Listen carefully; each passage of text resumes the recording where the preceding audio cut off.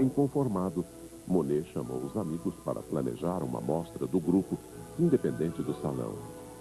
Essa iniciativa faria deles não só vanguardistas, mas revolucionários.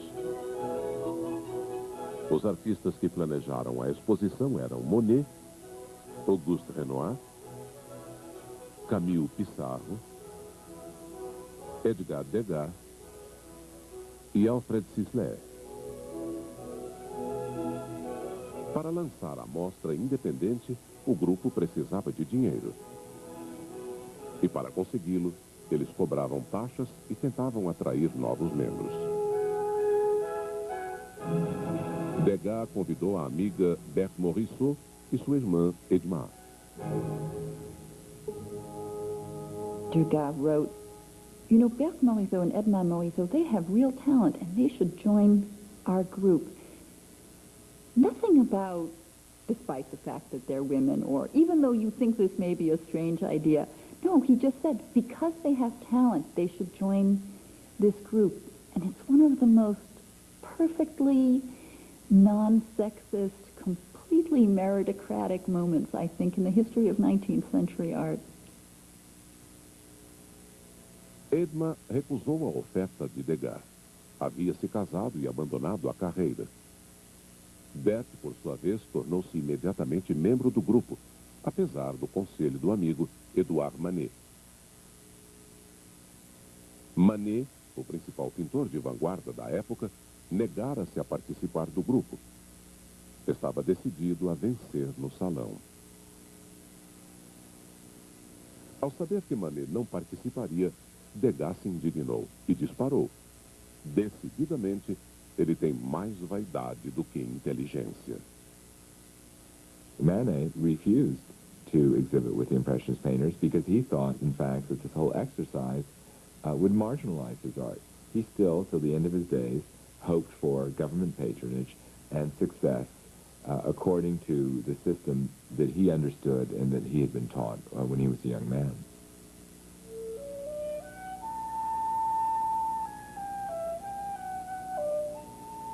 Camille Pissarro dedicava-se a organizar a mostra quando soube que a filha de 9 anos, Minette, tinha infecção respiratória.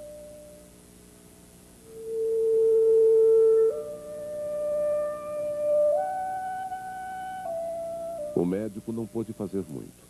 A infecção se agravou.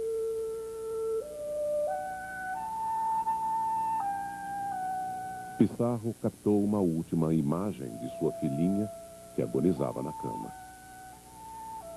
Minette morreu em 6 de abril de 1874.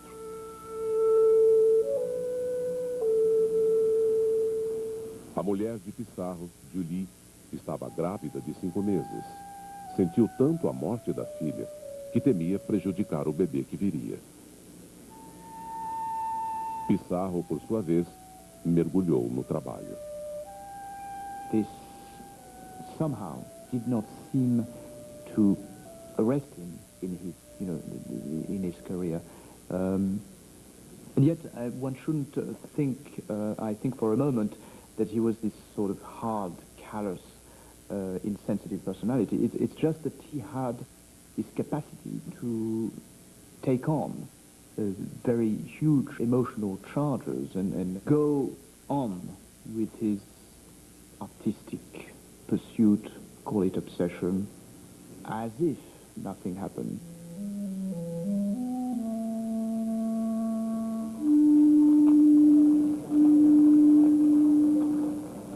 Pissarro reuniu-se aos amigos que finalizavam os preparativos da mostra.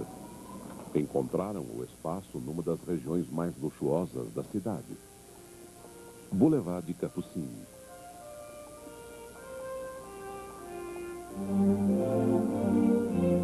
Monet, que tinha ótimo instinto de publicidade, pintou uma cena vista da janela. Assim, os visitantes da mostra poderiam comparar as telas com a vida moderna que viam na rua.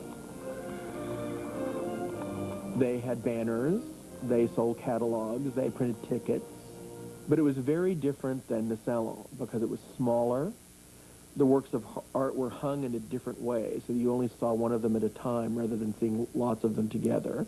The rooms were small so that people could envision the works of art in their own domestic spaces. And you could actually purchase from the exhibition. So there was a sense in which it was a kind of one-stop shopping capitalist artistic endeavor.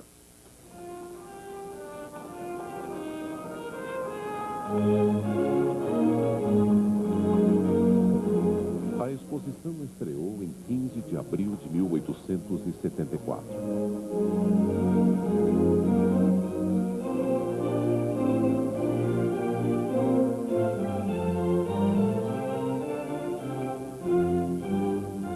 Imediatamente chamou a atenção dos críticos de arte.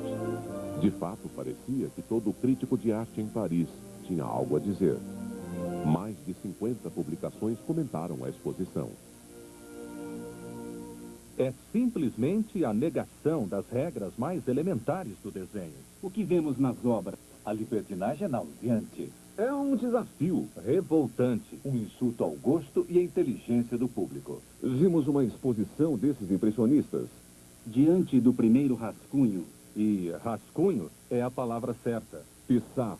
encolhemos os ombros. Declararam guerra à beleza. Diante do resto, explodimos em gargalhadas. Mas, ao chegar aos últimos, finalmente nos zangamos.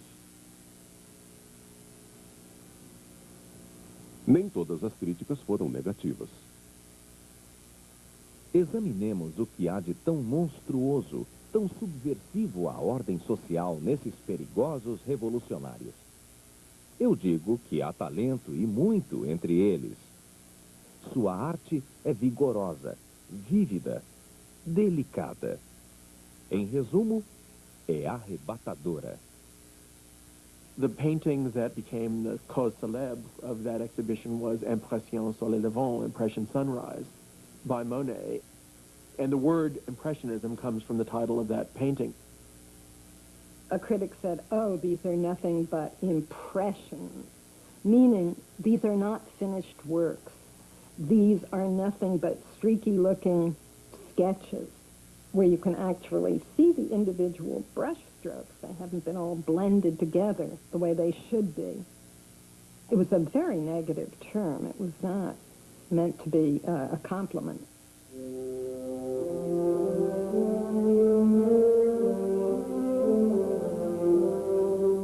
O grupo de impressionistas havia passado do anonimato para a notoriedade em questão de semanas.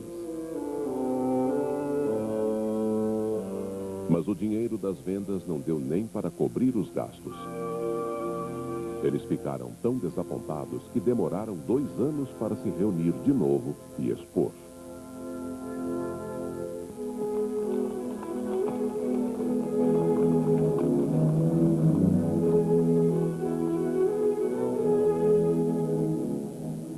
Não tenho temperamento de guerreiro e teria desistido muitas vezes se meu amigo Monet, esse sim, um espírito guerreiro, não tivesse me empurrado. Renoir.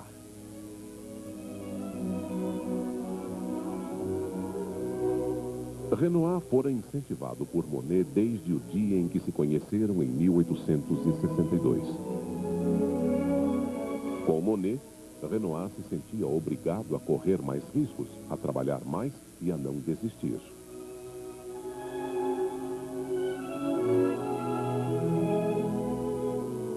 Sempre que podia, Renoir ia pintar com Monet.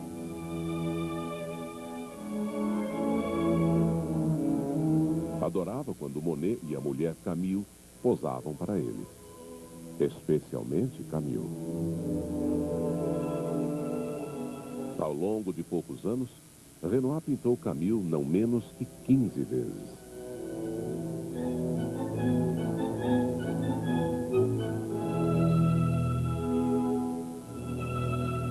Renoir era uma presença tão regular na casa de Monet que havia sempre uma cama pronta para ele.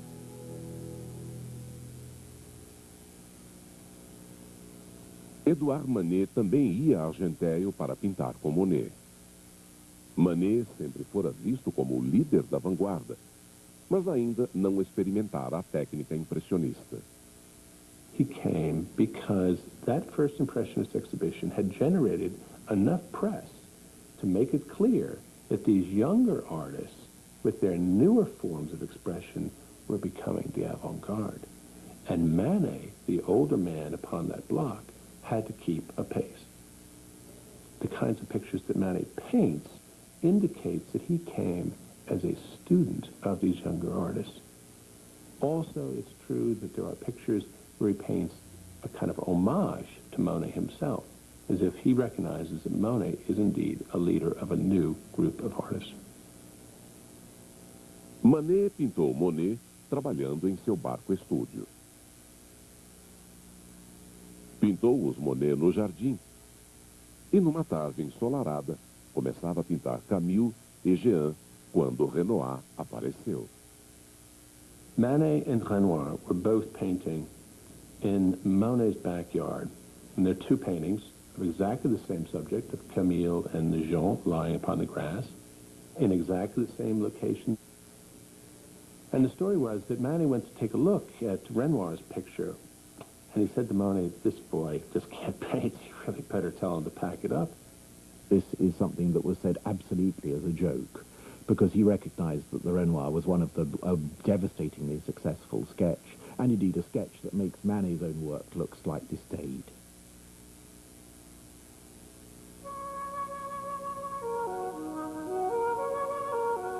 Enquanto Manet pintava com Monet em Argenteuil, seu irmão Eugène passava férias em Fécamp, na costa da Normandia. A família Morisot também veraneava lá. Berthe Morisot e Eugène Manet, pintor amador, passavam dias a fio pintando juntos. Certa tarde, durante um desses passeios, Berthe e Eugène decidiram se casar.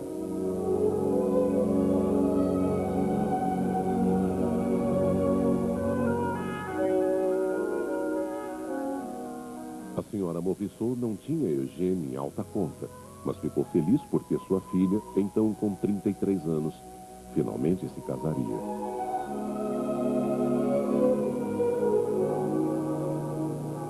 Eles se casaram em 22 de dezembro de 1874. Eugène escreveu no registro da igreja que era homem de propriedades. Berthe declarou não ter profissão.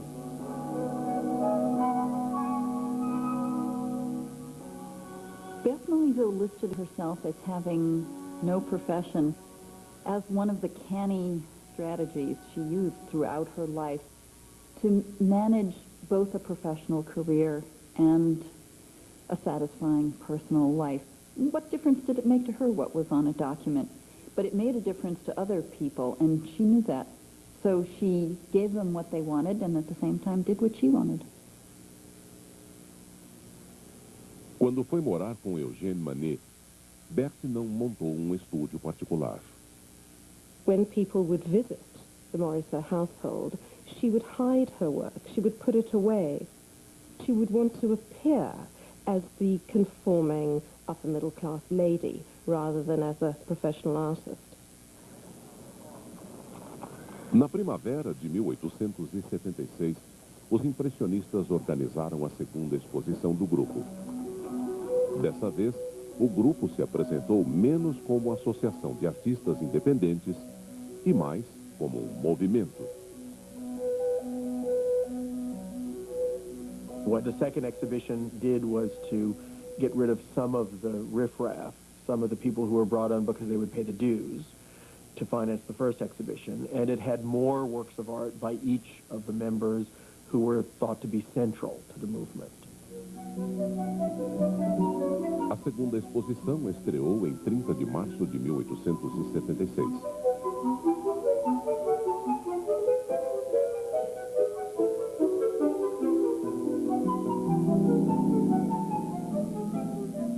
Apesar dos poucos milhares de visitantes, os jornais do mundo todo publicaram a história desses artistas independentes. Some of the press played into their hands by saying that they represented, dangerous tendencies, or this was a kind of degenerate art. Domingo, 2 de abril. 5 ou 6 lunáticos, entre os quais uma mulher, uniram-se para apresentar seus trabalhos. Tente fazer o Sr. Degas ser razoável. Diga-lhe que em arte há certas qualidades como desenho, execução da cor, controle, e ele rirá na sua cara. Ou tente explicar ao Sr. Renoir que o torso de uma mulher não é uma massa de carne em processo de decomposição, com manchas verdes e violetas que denotam o estado de putrefação de um cadáver. Também há uma mulher no grupo chamada Berthe Morisot. No caso dela, a graça feminina sobrevive entre as efusões de uma mente delirante. Albert Wolff, Le Figaro.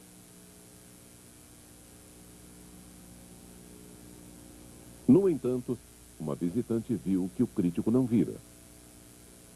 Mary Cassatt, artista americana que vivia em Paris, entusiasmou-se com aquela revolução. Encantou-se especialmente com a arte de Edgar Degas. Absorvi tudo o que pude da arte de Degas. Ela mudou minha vida. Passei a ver a arte como sempre quis. Mary Cassatt. Quando as portas da exposição se fecharam, os impressionistas haviam vendido o suficiente para que cada um...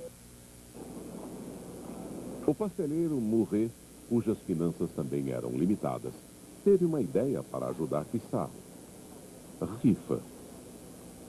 Ele vendeu os números por R$1 cada. O dinheiro iria para Pissarro e o quadro para o vencedor. Quando a ganhadora, uma criada, foi buscar a obra de Pissarro, deu uma olhada no quadro, outra para as criações de Mouret, e perguntou se podia levar uma bomba de creme no lugar. Mouret deu-lhe o doce e ficou com o quadro.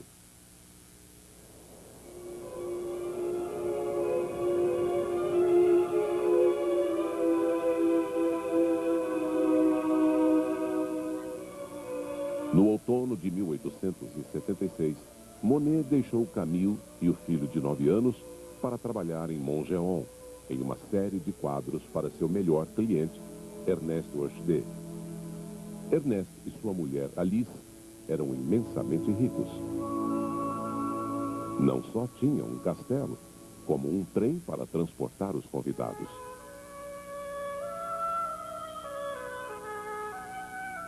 Ernest gostava de gastar, e gastava bastante com arte. Hochet pediu a Monet que pintasse telas grandes, com cenas à volta do castelo. Monet montou um estúdio na propriedade e foi morar com Alice e seus filhos. Enquanto isso, Ernest estava em Paris, cuidando dos negócios.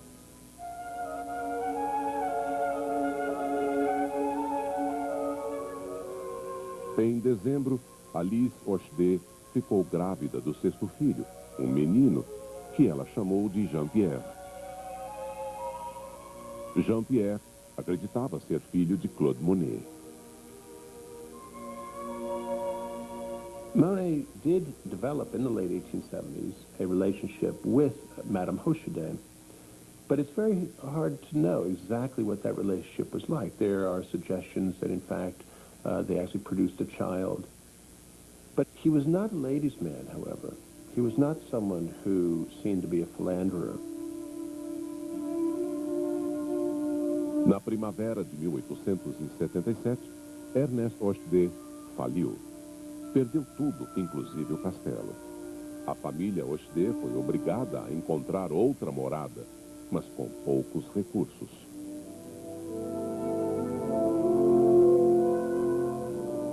A situação de Monet também era difícil.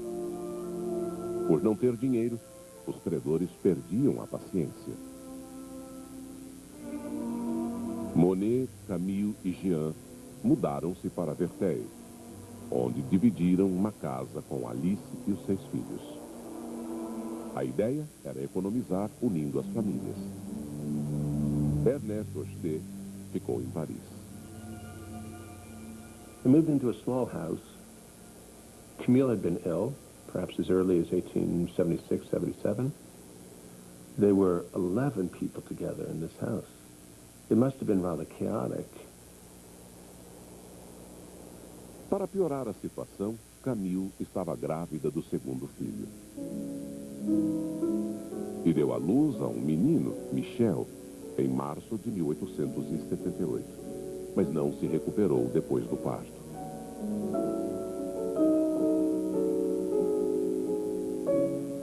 No verão de 1879, sua fraqueza era assustadora e as dores constantes. Monet pediu 1000 francos emprestados para pagar o médico, mas este nada pôde fazer. A 1º de setembro, Alice chamou um padre para ministrar-lhe a extrema-unção. 4 dias depois, Camille estava morta. Tinha apenas 32 anos.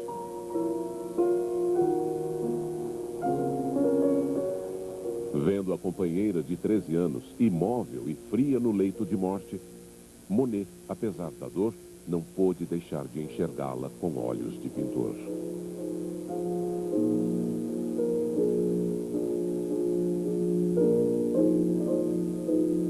Eu me surpreendi com os olhos fixos em seu rosto trágico, analisando mecanicamente a sucessão e gradação de cores que a morte impunha àquela face imóvel.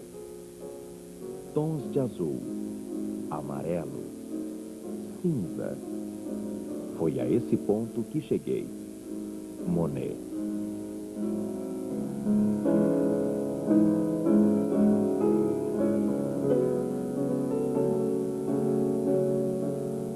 Camille foi enterrada na vala comum, num canto do cemitério de Béthel. Mergulhado em profunda dor, Monet passou os dias brutalmente frios daquele inverno pintando o Sena, que aos poucos se transformava em gelo.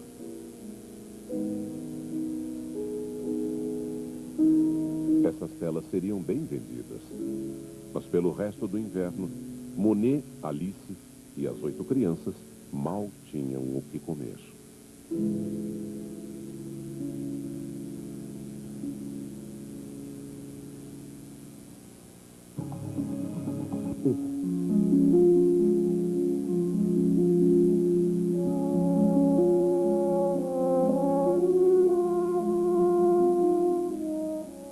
Edgar Degas nunca precisara ganhar a vida.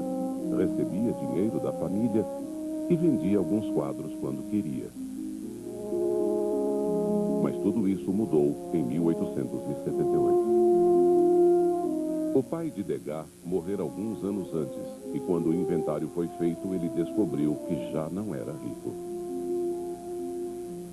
When his father died, there were enormous debts. Degas had to pay off large sums, and the only way he knew to pay off large sums was to make art and sell art.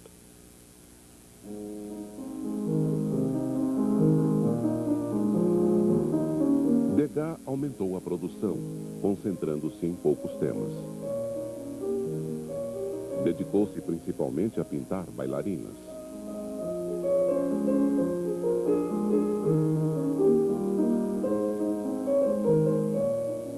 Passava horas observando as jovens bailarinas. Depois, voltava ao estúdio e pintava de memória.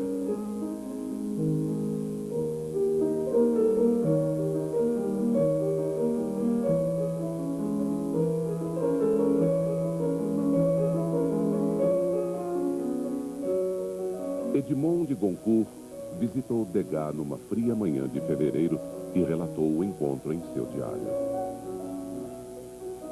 Passei a tarde no ateliê de um pintor chamado Degas.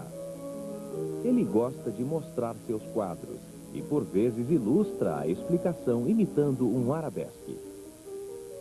Que sujeito original esse Degas.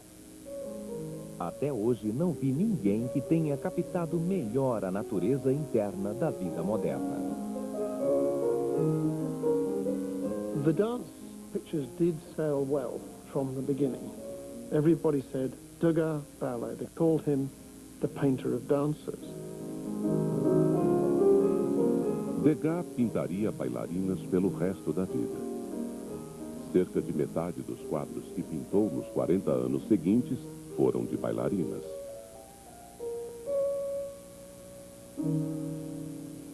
Mas nem sempre ele sentia prazer em pintá-las. Bailarinas, reclamou numa carta, são a única coisa que as pessoas esperam de seu infeliz amigo.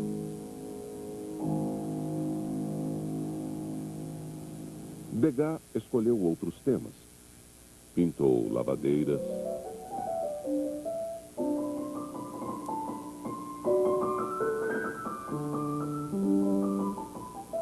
cantoras de cabaré, nus e prostitutas.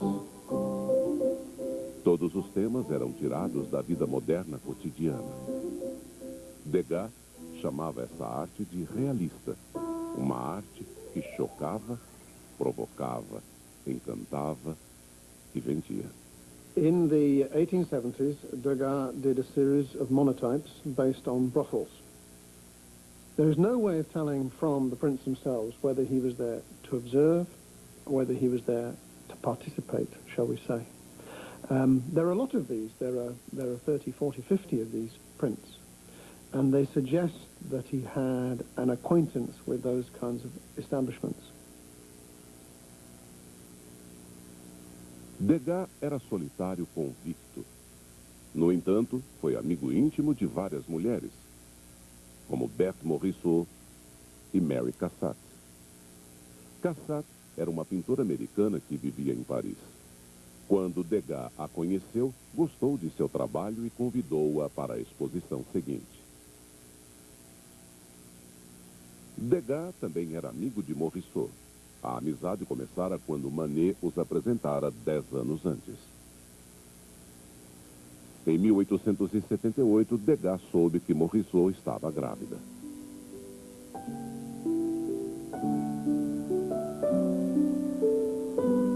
Ela queria um filho desde que se casara com Eugène Manet 4 anos antes. Finalmente, à idade incomum de 37 anos, ela o conseguiu. Em 14 de novembro de 1878, Berthe Morisot deu à luz uma menina que chamou de Julie.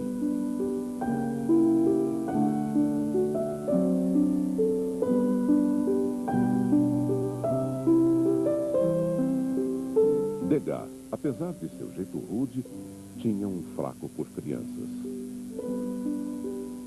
Não sei por que dizem que Degas é desagradável, disse Julie na adolescência. Ele tem um jeito gentil e nos beija como um pai.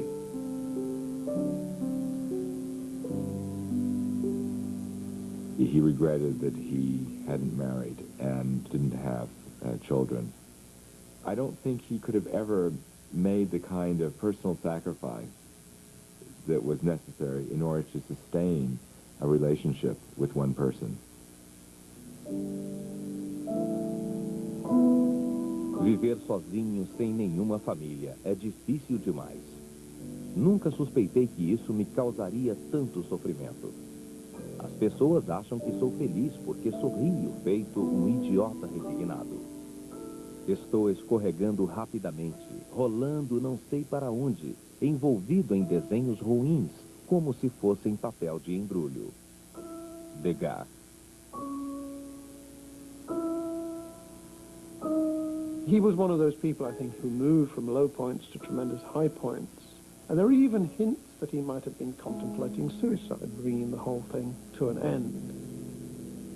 But within a very short time, we find himself throwing himself artistically into another project, getting excited about a new technique or another exhibition. Degas mantinha-se ocupado. Quando não estava pintando, ia à ópera, namorava nos cafés ou visitava amigos.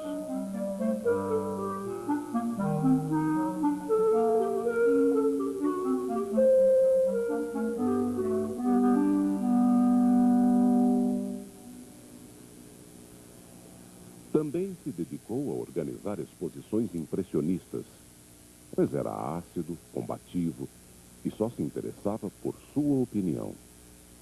Degas was a bit of a control freak, and he tried to mold the Impressionists in a way that suited him, and he was very active in the organization of Impressionist exhibitions to try and push it one way rather than another. Na exposição de 1879, Degas deu um ultimato.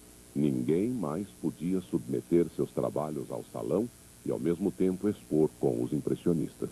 Wanting to gain access to larger commissions and better collectors and whatever, certain of the artists, and Renoir was the first, decided to do both. The artist who was the most steadfastly against this was, of course, Degas, who believed completely that, you know, you're either with us or against us, and if you exhibit with the Salon, you're with those conservative bastards, and it's awful, and you shouldn't do it. And out you go. Há em Paris uns 15 amantes de arte capazes de admirar um pintor que não participa do salão.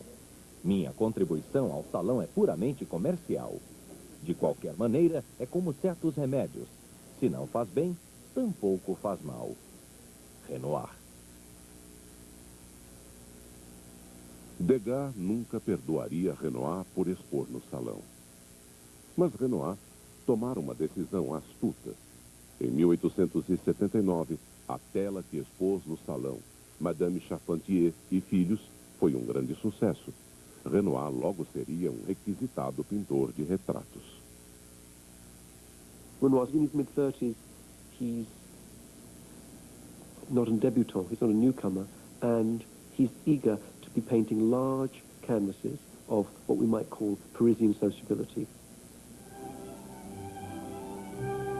And to paint these pictures, he needs models, and to have models, he can use some of his friends, but he has to pay for certain models. He needs income to forward his ambitions. Finalmente, Renoir tinha dinheiro para pintar o que queria. No verão de 1880, ele foi para Chatou e iniciou um trabalho de porte. Chamou-o de Almoço dos Remadores. A excursão a Chatou foi bem sucedida. Uma de suas modelos, uma lavadeira chamada Aline Charrigot, tornou-se sua amante.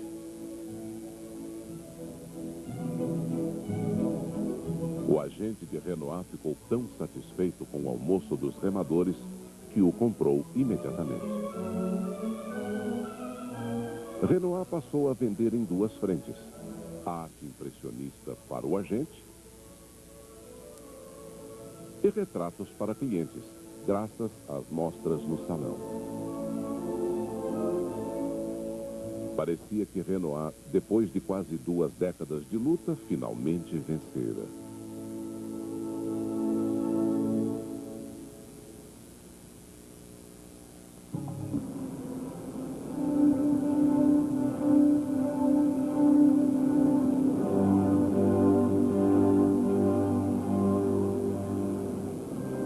Monet passara os dias do inverno de 1879 trabalhando no ar frígido e úmido.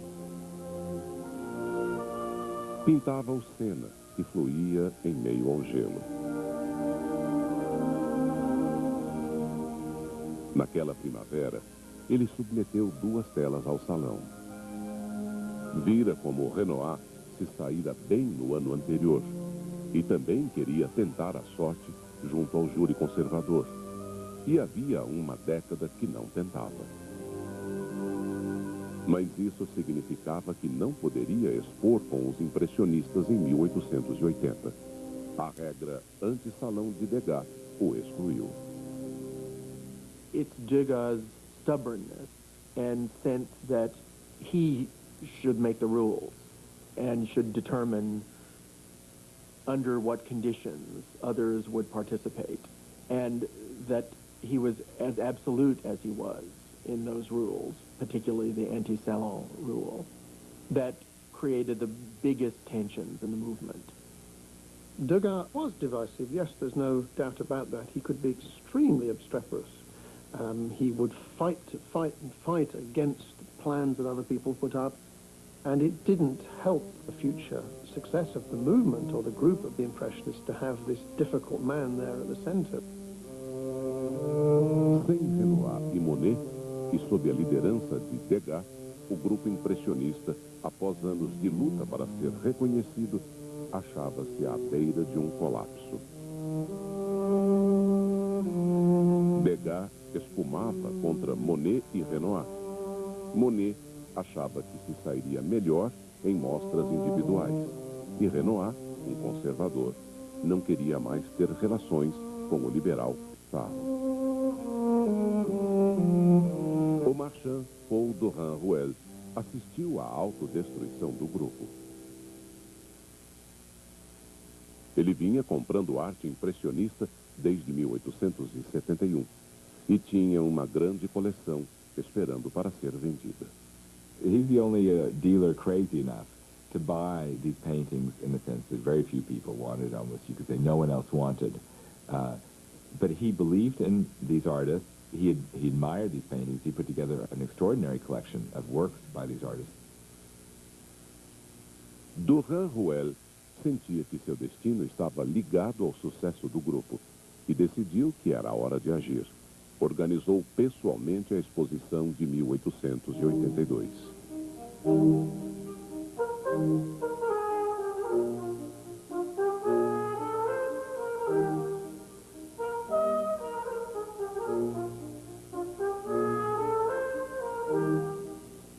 Quando a exposição estreou em 1º de março, os impressionistas e Dorin-Rouelle tiveram uma surpresa. Os críticos expressaram menos indignação e os colecionadores mais interesse.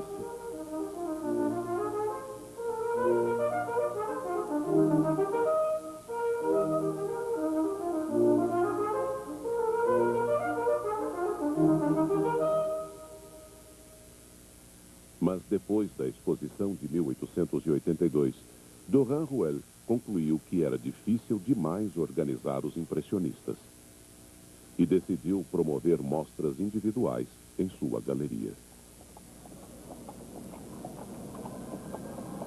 As mostras individuais marcaram o fim de uma era. Monet, Renoir, Degas, Morisot e Pissarro jamais voltariam a organizar uma exposição coletiva. One of the reasons why there ceased being Impressionist exhibitions was because the various Impressionists began to think that not only could they have their work shown at dealers, but also that it might be a better idea. Certainly it would be less trouble and they would make more money that way.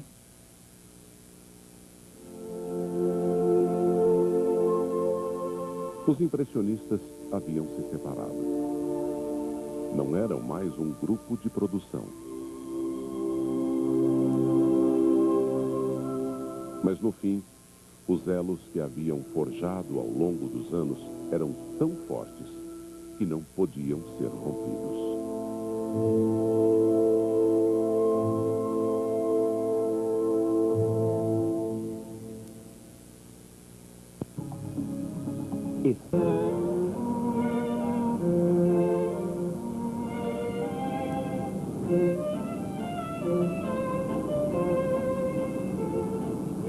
Em 1886, o marchand de arte Paul Dorin-Rouelle levou de navio mais de 300 obras impressionistas para a América.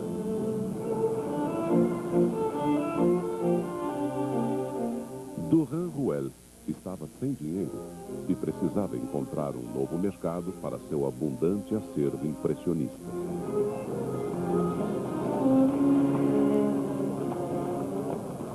Em abril desse ano, ele abriu uma exposição em Nova York. Foi a maior mostra de impressionismo jamais organizada. E fez um sucesso estrondoso.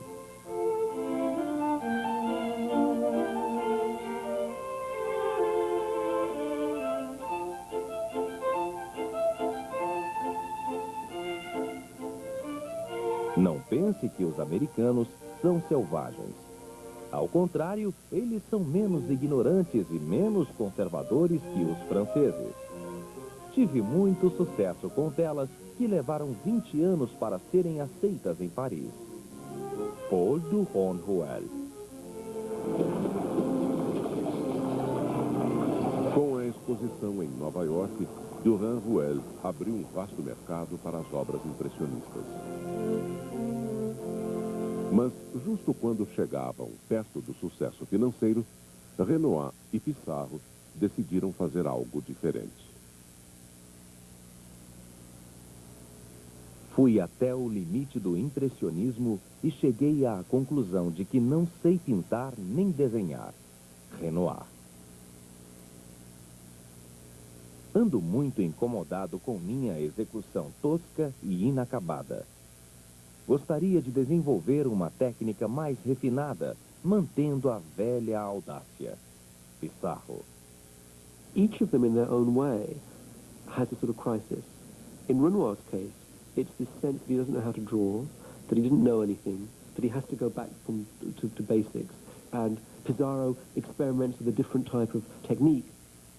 In some ways, each of the artists is looking at this language that was so radical and finding it in some ways lacking.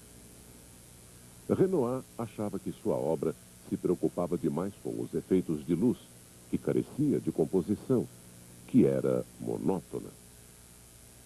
Around 1885, 86, he did this major painting, which has loads of sketches and so on, called The Great Bathers. The figures themselves are solid, rigid, though they're in kind of moving positions, they're frozen. And this is like a declaration. I am not going to do Impressionism anymore, or I'm not going to do pure Impressionism anymore. My figures are going to be clear. Mas o próprio Renoir sentiu que essas telas decepcionaram. Eu apago, recomeço. Acho que este ano se passará sem uma única tela. Quero encontrar o que procuro antes de desistir. Mergulhei fundo demais nesta experiência para abandoná-la sem pesar. O sucesso pode estar no fim. Renoir. Enquanto Renoir buscava um caminho, Pissarro mudou de estilo ao conhecer um pintor com metade de sua idade, Georges Seurat, de 26 anos. Seurat pintava com minúsculos pontos, um método chamado neoimpressionismo. E mais tarde, pontilhismo. Pissarro esperava que o novo método o ajudasse a criar obras mais vibrantes e o adotou com entusiasmo. Agora, em vez de pintar ao ar livre, ele trabalhava no estúdio dia após dia, lançando inúmeras e minúsculas pinceladas. Mas quando aprontou algumas telas para mostrar, Duran-Ruel as rejeitou.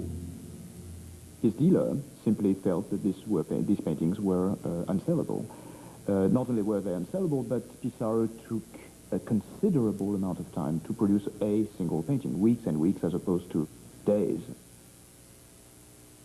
Pissarro trabalhava sem parar, mas não levava dinheiro para casa. A mulher, Julie, não suportou mais. Em 1887, ela escreveu ao filho mais velho, Lucien. Meu querido Lucien, não tenho dinheiro e ninguém mais me dá crédito. Cuido de 8 bocas que precisam comer todos os dias.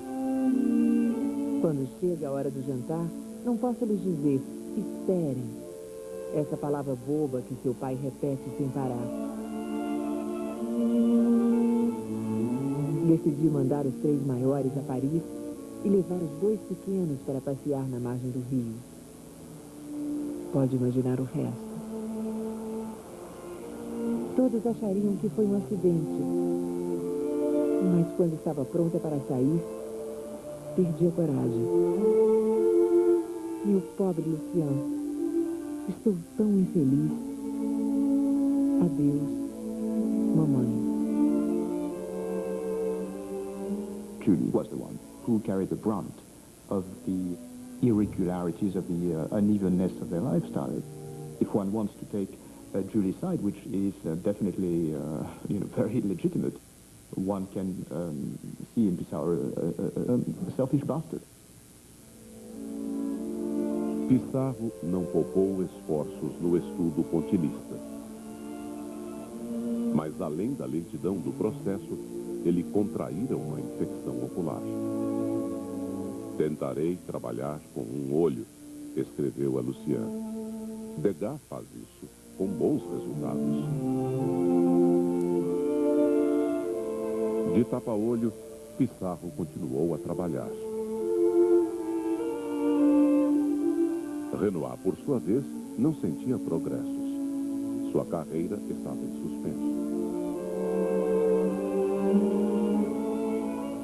Renoir e Pissarro pintavam havia mais de 30 anos. Mesmo assim, sofriam com o ofício na solidão do estúdio.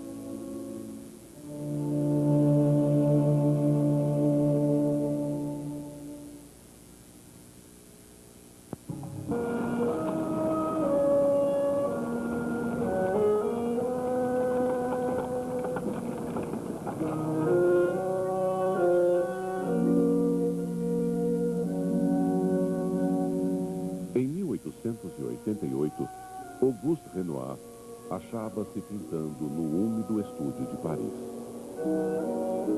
Pensando que havia apanhado um resfriado, de repente percebeu que não conseguia mexer um lado do rosto. Tinha artrite reumatoide. Tentou de tudo para se curar, inclusive terapia de eletrochoque, mas nada adiantou. Apesar dos dedos enrijecidos, tentou continuar trabalhando.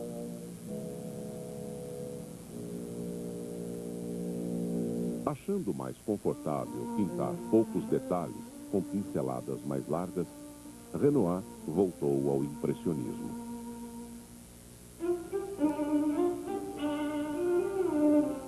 Foi compensador, pois ele logo estava vendendo para Durand Ruel.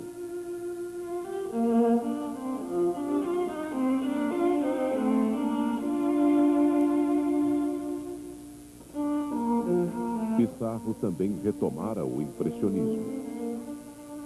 Pintar pontinhos o deixara extremamente entediado.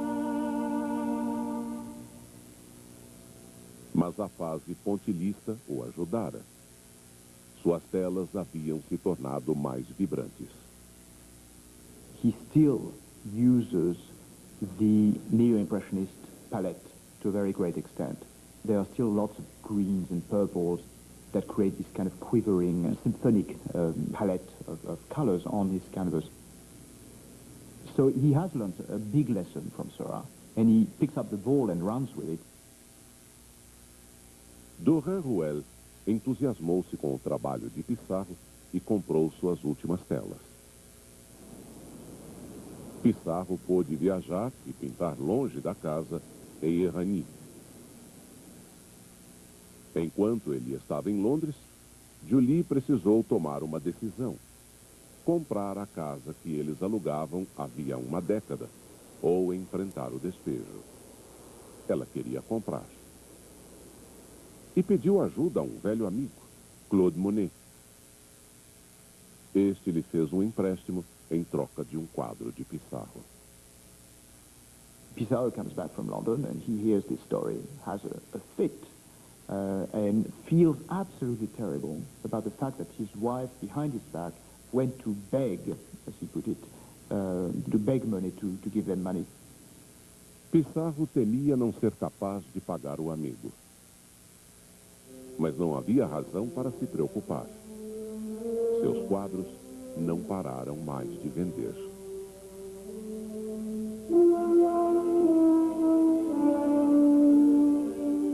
Na verdade, as vendas melhoraram para todos os impressionistas. Após quase 30 anos, os impressionistas finalmente haviam conquistado o público francês.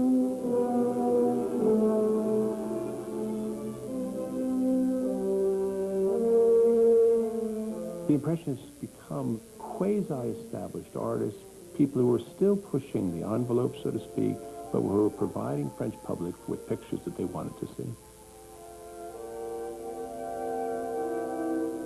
Renoir estava a caminho de se tornar um homem abafado. Ele pintava sem parar, desafiando a artrite que o debilitava. We know that Renoir literally crippled by the most hideous deformations, pain, and incapacities. It is a very moving story to look at the last production and see how in the end his craft, his capacity for painting, his commitment to painting doesn't subside, doesn't diminish, doesn't die. Renoir pintou vários nus. Costumava dizer às suas modelos: é com o meu pincel que faço amor. As modelos de Renoir tinham de ter um certo tipo. Ele dizia que só podia pintar mulheres que não pensavam. Gostava especialmente das que faziam trabalhos domésticos. As mulheres ficam melhor quando se ajoelham para limpar o chão, acender o fogo ou lavar roupa. Esses movimentos beneficiam a barriga. Renoir. He made a lot of statements about how stupid women were, how anything but being pretty and being a wife and mother was being a total fool. This is not his idea alone. This is part of the doxa, part of the belief system of men of his time. Mas essa visão de Renoir não se aplicava à amiga Berthe Morisot. No verão de 1891, Renoir esteve na casa de campo de Berthe. Durante sua estada, o marido de Morisot, Eugène Manet, caiu gravemente doente.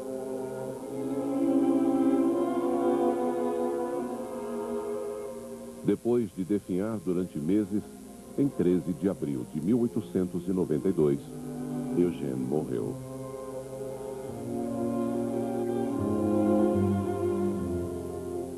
Quero submergir nas profundezas da dor, porque me parece ser possível emergir de lá.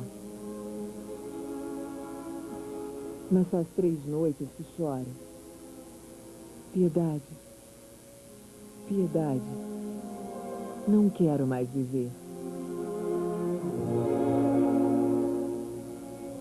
Degas and Renoir rallied around Morisot and became companions in her life in a way which made the end of her life very, very rich. When they were young, they embarked on an artistic project which required them to become like a fighting squadron. But as they got older and they didn't need to fight anymore, the people who had been the battle companions became the companions of old age, the companions of success.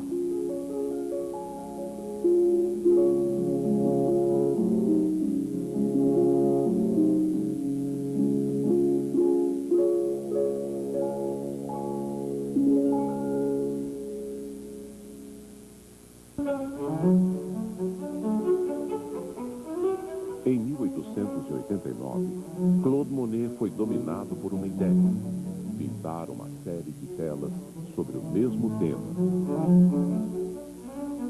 Nessas pinturas, a interpretação da luz e da cor se tornou o ponto crucial.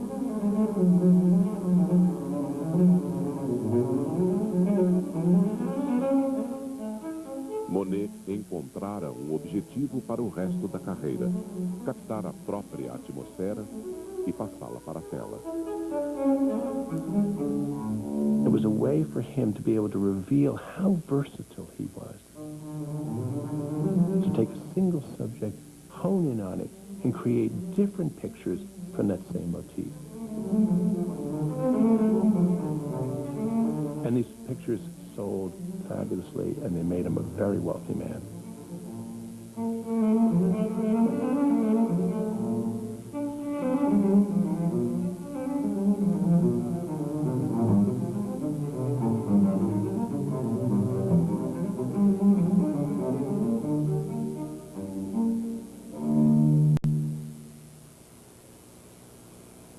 Em 1889, Monet comprou a casa em que ele e Alice moravam havia 6 anos, em Giverny, na Normandia.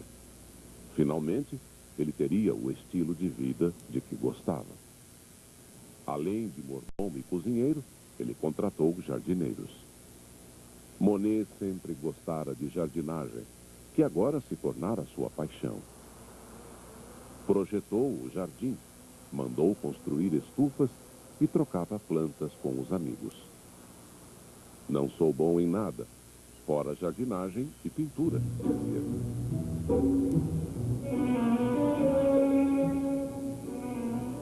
Em 1892, Monet viajou a Rouen para pintar a catedral. Queria aplicar o que aprendera, pintando papoulas e montes de feno numa construção.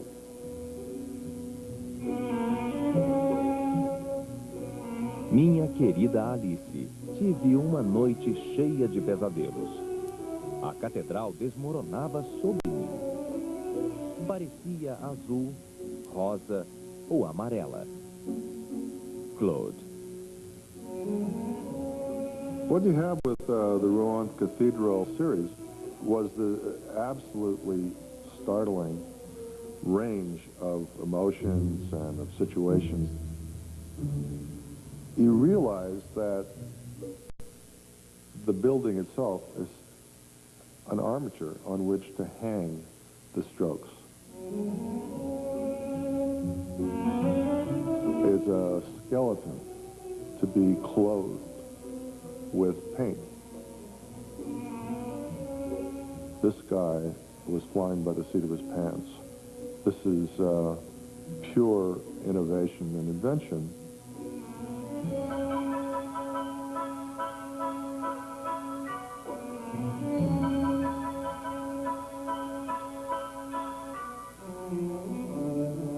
Partimos esta manhã para Giverny.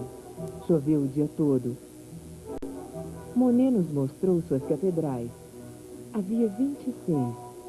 Eram magníficas, pintadas em áreas amplas, mas cada detalhe era visível. Julie Manet. Em 1895, Julie Manet tinha 16 anos. Ela passara quase todos os dias de sua vida com a mãe, Berthe Morisot. Berthe retratou-a, deu-lhe aulas de arte e educou-a. Naquele inverno, Berthe adoeceu. Não conseguia respirar e ficou tão fraca que mal podia levantar da cama. Ela contraíra pneumonia e o médico pouco podia fazer. Minha pequena e querida Julie, eu a amo enquanto morro e continuarei a amá-la quando estiver morta. Eu lhe suplico, não chore. A separação era inevitável. Queria ficar a seu lado até que você se casasse. Você nunca me causou o menor pesar em sua curta vida. Diga a Degas que escolha um de meus Manets. Dê um para Monet e outro para Renoir. Não chore. Eu a amo mais do que sou capaz de dizer. Mamãe.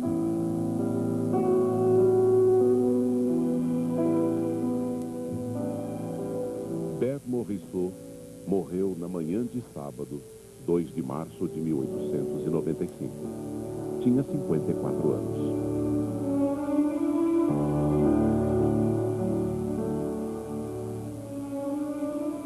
Um ano depois, Renoir, Degas e Monet organizaram uma mostra retrospectiva de sua obra na galeria de Durand-Ruel. Degas, como sempre, discutia cada detalhe possível, recusando-se a fazer concessões. Com o passar do tempo, Degas tornava-se cada vez mais difícil e obsessivo. Absorvia-se totalmente em tudo o que o interessasse.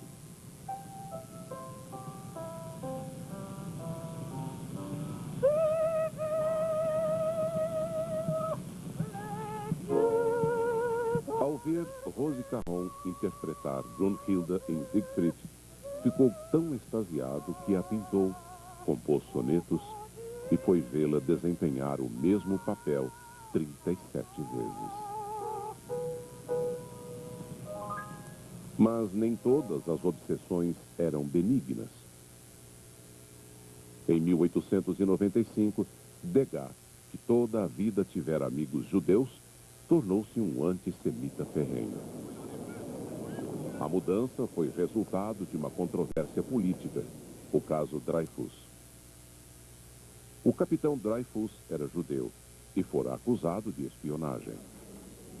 O julgamento alimentou um explosivo debate nacional sobre sua culpa ou inocência e acendeu um virulento antissemitismo em toda a França. Degas' behavior over the Dreyfus affair was simply unforgivable in our terms. He was openly anti-Semitic in his conversations, and it brought out the very worst in him. He had an old servant who'd been with him for many years.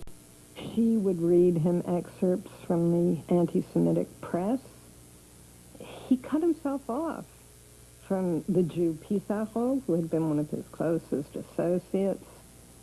He said that he could not look at Pissarro's work with unprejudiced eyes. The Dreyfus affair was not easy for Pissarro for a number of reasons. He was in Paris working, and he realized that he had this terrible problem, which is that he couldn't go out because Pissarro looked like a Jew. It was a very, very difficult thing, and one of his greatest and most moving self-portraits, he only painted himself 4 times in his life in oil, was made in the hotel room that he couldn't get out of. Pissarro pintou várias cenas parisienses da janela do hotel.